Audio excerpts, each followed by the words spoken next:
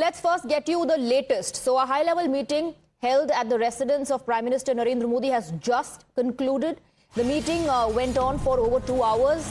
Home Minister Amit Shah, along with Defence Minister Rajnath Singh, Health Minister Nadda, Foreign Minister Jaishankar, Petroleum Minister Hardeep Puri, Finance Minister Nirmala Sitharaman and other senior ministers were present for the meeting. The meeting was held to review situation related to petroleum, crude, power and fertilizer sectors. Of course, this in view of the evolving West Asia situation.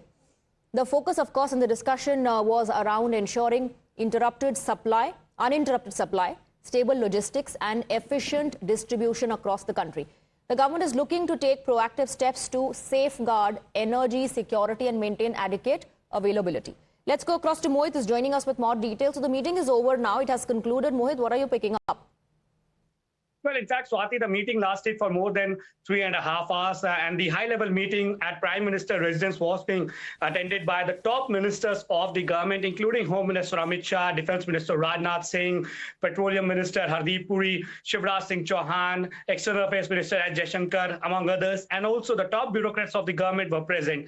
Now, what we are being told is that Prime Minister held a review with the ministers on supply chains, given the shifting situation in West Asia. Now, Prime Minister also reviewed the status of petroleum, crude oil, gas, electricity and fertilizer sectors, and Prime Minister has instructed the ministers, the bureaucrats, that the supply across the country should remain uninterrupted. And PM has also stressed upon logistics and distribution. We have been discussing this, Swati, since the course of the day, that the government is clearly saying that there are no dryouts reported, but then when it comes to LPG, it's a matter of concern, and hence the logistical and the distribution part of the fuel is very, very important, and perhaps that was the main concern of this particular meeting. And PM has clearly stated that the supply chain across the country should remain uninterrupted, and PM has also stressed upon logistics and distribution of the fuel sector. Back to you. Right. Stay on with us, Mohit. So like you said, the conversation, the discussion was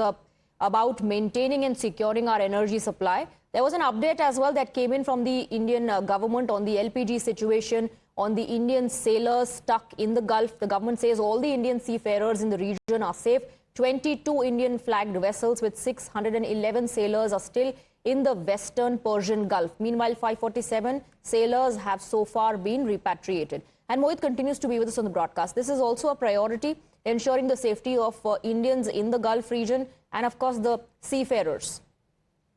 Well, Swati, you see, as of now, the government has clearly stated that around 22 Indian flagged vessels are still stuck in Strait of Hormuz, and they contain LPG. They also contain crude oil and other essential stuffs. Now, around 611 Indian sailors are on these ships, and the government is coordinating with all the agencies on all the missions, and they want to ensure that these sailors and these vessels should have a safe return home.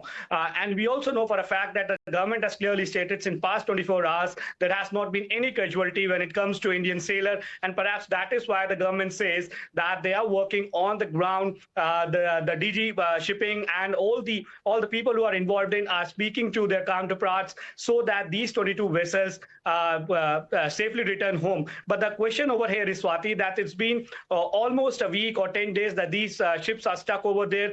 The government is trying all the diplomatic channels. We know for a fact that our Shivalik, Nanda Devi, which were carrying these vessels were carrying the LPG, they have reached India. Jat Ladili, Latki and the another ship, Aqua Titan, has reached India. So the government is trying that these ships should also reach India, and the prime concern is about the safety of Indian sailors which are there on these vessels.